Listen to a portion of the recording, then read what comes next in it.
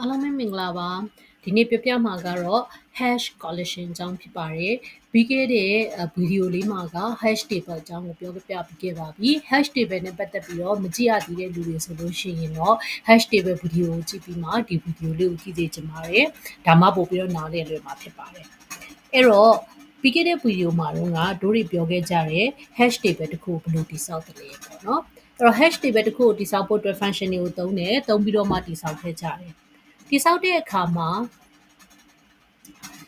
index တစ်ခုရဲ့ကို occupy ဖြစ်သွားတာမျိုးပေါ့နော် element တစ်ခုက index တစ်ခုရဲ့ကို occupy ဖြစ်သွားတာမျိုးကို hash collection လို့ခေါ်ရဲဆိုတာကိုမိတ်ဆက်ခဲ့ပြီးဖြစ်တယ်အခုဒီပုဒ်စာမှာလက်တွေ့လေ့ကျင့်ခန်းလေးနဲ့လုပ်လာလေ့ကျင့်ကြည့်မယ်နော်အဲ့တော့ဒီဗီဒီယိုမှာကြတော့ဒီ hash function ကိုဘယ်လိုပေးထားသလဲဆိုလို့ရှိရင်ပေးလိုက်တဲ့ key မှာရှိတဲ့ key က name တွေကိုအဲ့တော့ name တွေရဲ့ပထမဆုံး character ပေါ့နော် first character ဒီမှာဆိုရင် G ပေါ့ဒီ G လေးကမူလ origin နဲ့ A နဲ့ဘယ်လောက်ဝေးကွာသလဲဆိုတာကိုကြည့်မှာဖြစ်တယ်နော်ကြည့်မှာဖြစ်တယ်အဲ့တော့ကြည့်အောင် J ဆိုရင် A B C D A to J သွားတဲ့အခါမှာသူဒီကိုလုံးမြောက်ကွာခြားတယ်ကိုလုံးမြောက်ကွာခြားတာဖြစ်တဲ့အတွက်ကြောင့်မလို့သူ့ကိုကြည့်လိုက်တဲ့အခါမှာ June ကိုဘယ်မှာထည့်လိုက်မလဲဆိုရင် index 9မှာသွားပြီးတော့ထည့်လိုက်မယ်အဲ့တော့ Alice ကိုကြည့်မယ် Alice ဆိုတော့ A first character ကအဲ့တော့ A လေးကတော့ဘယ်ထဲမှာဝင်သွားမလဲဆိုတော့ index 0မှာဝင်သွားမယ်သူက A location မှာပဲရှိမှာနောက်တစ်ခုကျတော့ B ဒီ index 1မှာဝင်သွားမယ်ပြဿနာမရှိဘူး Emmeline ကကျတော့ index 4မှာရှိမယ်ဝင်သွားမယ်ပြဿနာမရှိဘူး next number 1နောက်တစ်ယောက်ဝင်လာတာကဘာလဲဆိုလို့ရှိရင် Jane alright Jane ဝင်လာပြီအဲ့တော့အဲ့ဒီမှာ Jane ဝင်လာတော့ပြဿနာဖြစ်သွားပြီဘာလို့လဲဆိုတော့ J ကလည်းဘာပဲလဲဆိုတော့9ပဲအဲ့တော့ Jane ကဒီမှာဝင်လာပဲ index 9ကိုဝင်ရမှာဖြစ်တယ်ဒါပေမဲ့မူလ John ကရှိပြီးသားဖြစ်တဲ့အတွက် hash collection ဖြစ်သွားပြီဒါကို hash collection ဖြစ်တာလို့ခေါ်တာဖြစ်တယ်เนาะအဲ့တော့ hash collection ဒီဘယ်လိုအခြေအနေမှာဖြစ်တယ်လဲဆိုလို့ရှိရင်ကိုကမူလ hash table ထဲမှာ keys တွေကိုတော်တော်များများ insert လုပ်ပြီးသွားပြီဆိုလိုတဲ့သဘော hash table ရဲ့ occupancy ဒီမြင့်နေပြီဆိုလို့ရှိရင် chances of collection ကလည်းဘာဖြစ်လာမလဲဆိုရင်မြင့်တက်လာမှာပဲဖြစ်တယ်ဘာလို့လဲဆိုတော့သူကဒီမှာတော်တော်များများ occupy ဖြစ်သွားပြီဆိုတော့သူကဒီ index တော်တော်များများ occupy ဖြစ်နေတဲ့အတွက်အသစ်လာတဲ့ element အတွက်ထည့်ဖို့အတွက်နေရာဒီ collect ဖြစ်ဖို့အတွက် chance များတယ်အဲ့တော့တစ်ဖက်ကဒီဖြည့်ရှင်းလို့ရတဲ့နည်းက table size ကိုမြင့်တင်လိုက်ပဲ table size ကိုချဲ့လိုက်မယ်ဆိုလို့ရှိရင်ကြီးလိုက်မယ်ဆိုလို့ရှိရင်တော့ collection ဖြစ်တဲ့ပမာဏကလျော့ကျသွားမယ်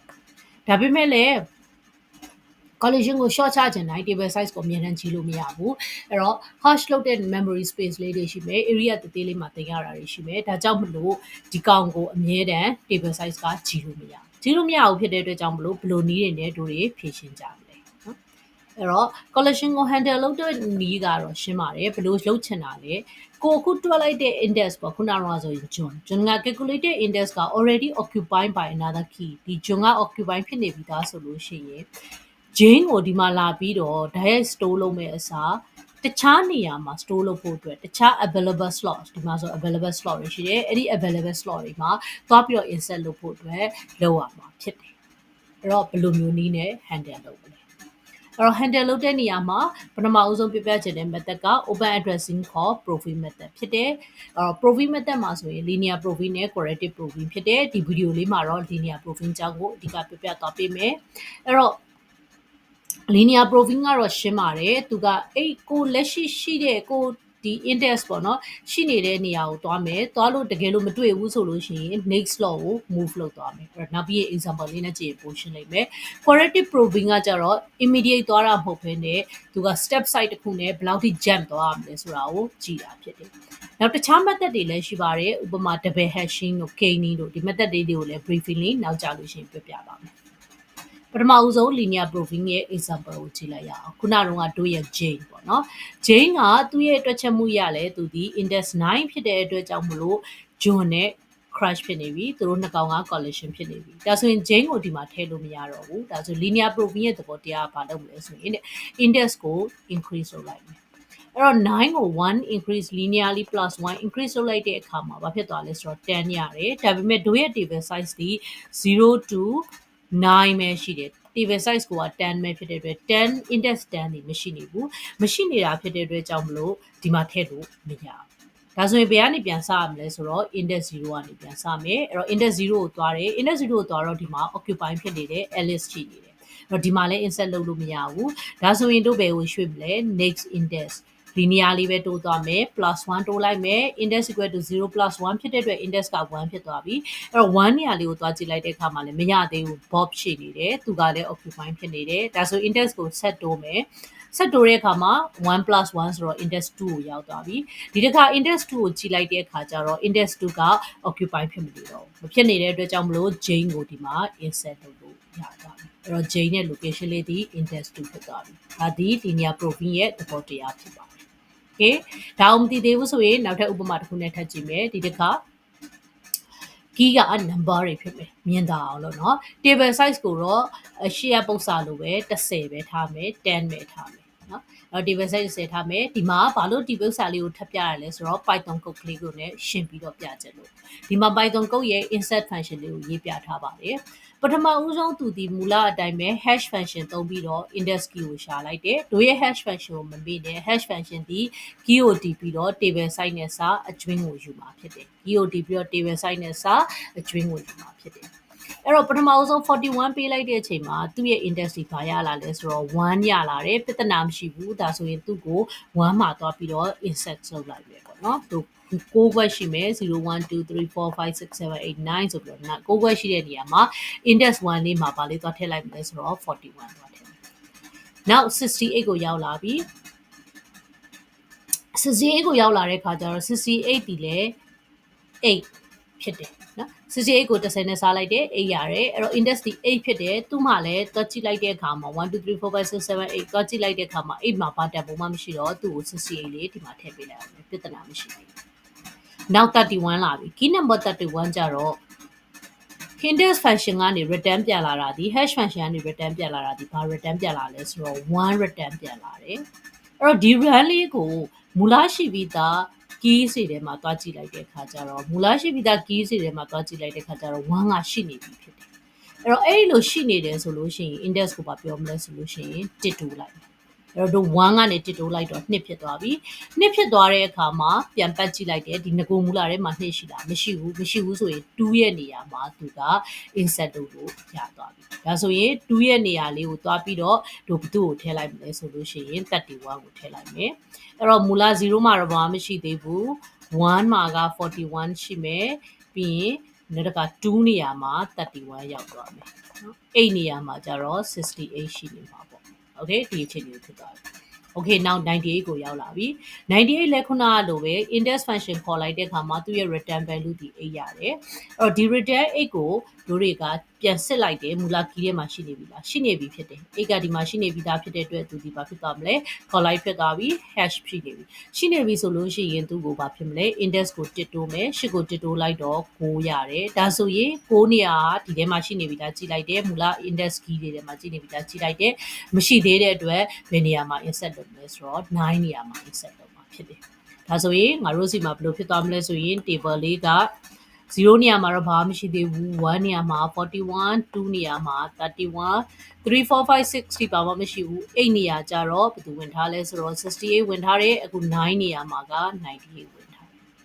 ကဲလာပြီ108လာပြီ108ကျတော့လေအကျွန်းက8ပဲဆိုတော့ index က8ပဲရနေတော့8ပဲရနေတော့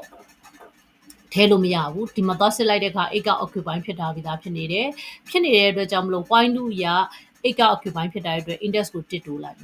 တော့ index က9ဖြစ်သွားပြီဒါပေမဲ့9ဖြစ်သွားပြီမဲ့သူဒီဘာဖြစ်နေလဲဆိုလို့ရှိရင်ဒီ9ကလည်း occupy ဖြစ်နေတော့မယ်ဖြစ်နေတဲ့အတွက် index ကိုထပ်ပြီး1တိုးမယ်10ဖြစ်သွားပြီဒါပေမဲ့10ဒီ table size ကိုကျော်သွားပြီအဲ့တော့ table size နဲ့ modulus ပြန်စားလိုက်တဲ့အခါဘယ်ကိုပြန်ရောက်သွားမလဲ table size ကိုကျော်သွားပြီဖြစ်တဲ့အတွက်ကြောင့်မလို့10ကို10နဲ့စားလိုက်မယ်စားလိုက်တဲ့အခါမှာအကျွင်းပါရမလဲဆိုတော့0ရတယ်ဒါကြောင့်မလို့108ကလေးကိုဘယ်ကိုဝင်ရမလဲဆိုတော့0ကိုဝင်သွားမှာဖြစ်တယ်အဲ့တော့ဒီ linear proving အတွက်ရေးထားတဲ့ insert function ရဲ့ equation လေးကိုလည်းဒီမှာပြထားပါတယ်ပထမဆုံး line ဒီရိုးရိုး hash function ကိုသုံးပြီးတော့ index ကိုရှာလိုက်တာပါဒုတိယတစ်ပိုင်းကဘာလုပ်လဲဆိုတော့ linear proving နဲ့တင်ပြီးတော့တစ်တိုးသွားတယ်ပေါ့နော်တစ်တိုးသွားပြီးတော့မှ occupy မဖြစ်နေတဲ့နေရာကိုရှာတာဖြစ် အဲ့တော့အခုဒီ open addressing ကိုအသုံးပြုတဲ့အခါမှာသတိထားရမယ့်အချက်လေးကိုပြပြချင်ပါတယ်เนาะအဲ့တော့သတိထားရမယ့်အချက်လေးဥပမာလေးနဲ့ပြပြမယ်ခုနကတော့ကတို့တွေသိခဲ့ပြီးပြီ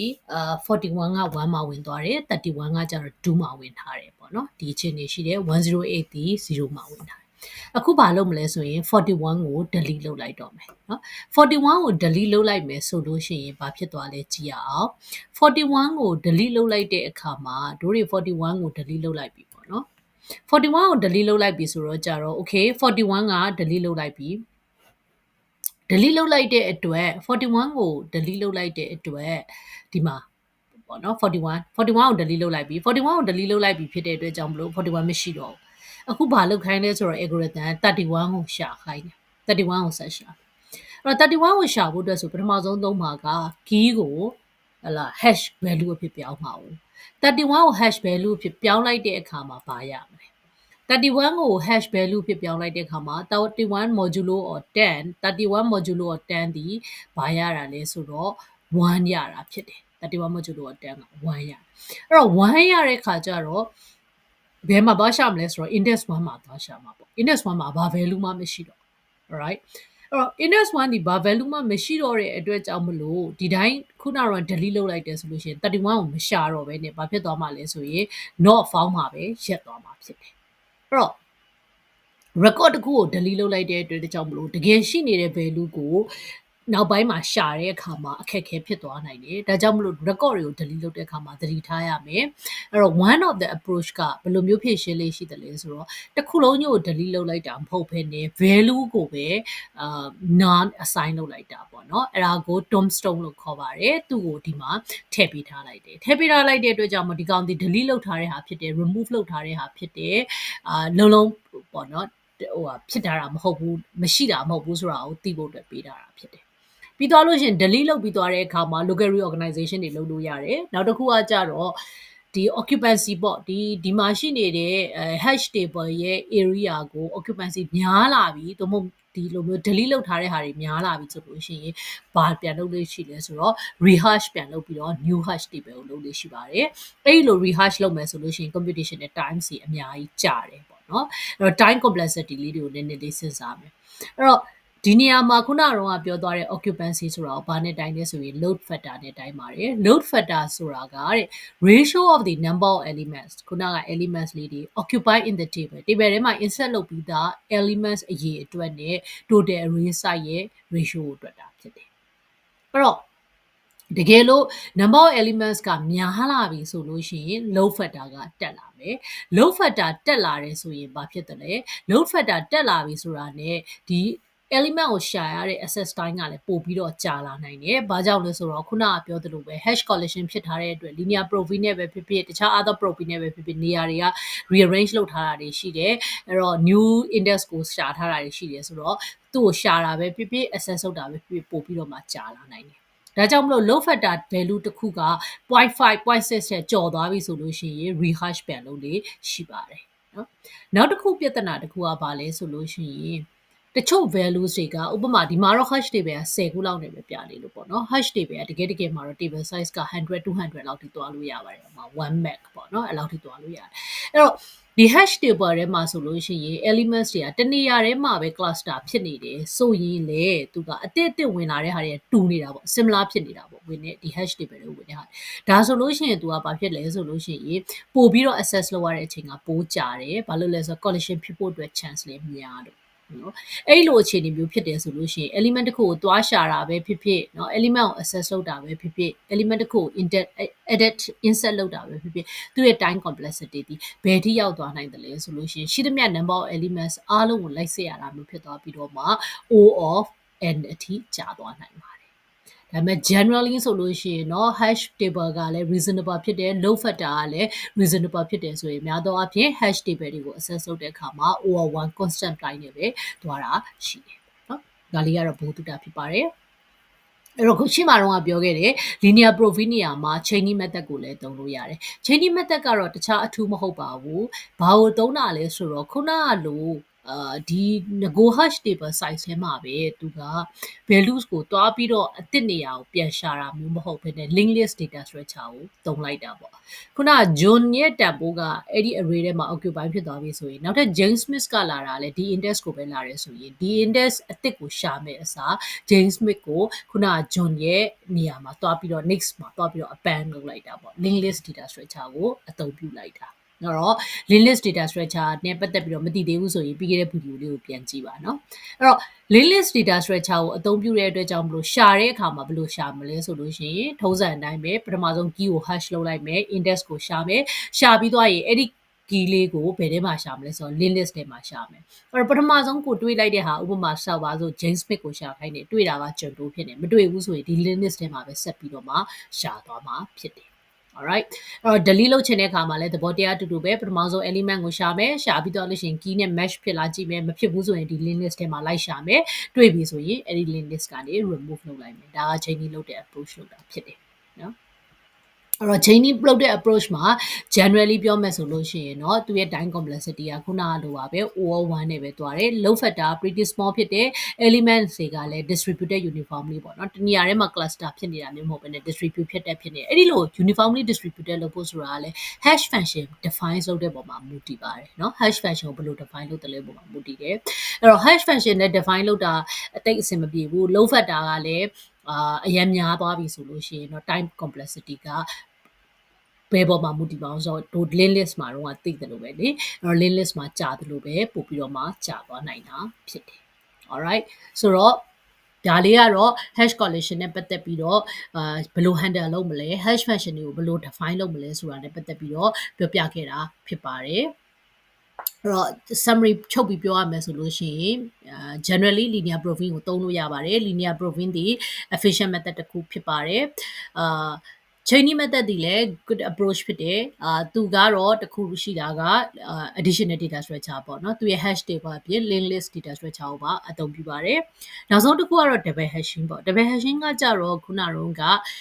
hash လုပ်လိုက်တဲ့အခါမှာ index နှစ်ခုကတူသွားတယ်အဲ့တော့မှအဲ့တူသွားတယ်ဆိုရင်အဲ့ဒီ index ကိုနောက်ထပ် hash function ပြန်သုံးပြီးတော့မှဘယ်နေရာမှာ insert လုပ်မလဲဆိုတာကိုဆုံးဖြတ်တာဖြစ်ပါတယ်အဲ့တော့ algorithm အဖြစ်တော့နည်းနည်းလေးပို့ပြီးတော့ complex ဖြစ်သွားတယ်အဲ့တော့ရှာတဲ့အခါမှာ access လုပ်တဲ့အခါမှာလည်း double hashing ဖြစ်တဲ့အတွက်ကြောင့်မလို့နှစ်ဆင့်ပြန်တွဲရတာတော့ရှိတယ်ပေါ့ဒါပေမဲ့သူ့ရဲ့ computation နဲ့ time complexity တွေလည်း effective ဖြစ်တာကိုတွေ့ရပါတယ်တော့ဒီနေ့ဒီဗီဒီယိုလေးတွေကတော့ hash function တွေမှာကြုံတွေ့ရတဲ့collection ဖြစ်တဲ့အခါမှာဘယ်လို handle လုပ်တယ်လဲဆိုတာကိုပြပြသွားတာဖြစ်ပါတယ်အဲ့တော့စိတ်ဝင်စားတဲ့လူတွေကဒီမှာlink မှာပေးထားတဲ့เนาะဒီ report ကနေပြီးတော့မှ exercise တွေကိုလုပ်ကြည့်ဖို့တိုက်တွန်းပါတယ်ဒီ algorithm တွေကိုလေ့လာခြင်းနဲ့နားလည်အောင်လုပ်ခြင်းနဲ့ဆိုလို့ရှိရင်ဗီဒီယိုလေးကိုကြည့်အောင်လည်းမရပါဘူးလက်တွေ့လေ့ကျင့်ခန်းလေးတွေလည်းလုပ်ဖို့လိုအပ်ပါတယ်အဲ့တော့ဒီဗီဒီယိုလေးကတော့ဒီလောက်ပါပဲအားလုံးကိုကျေးဇူးအများကြီးတင်ပါတယ်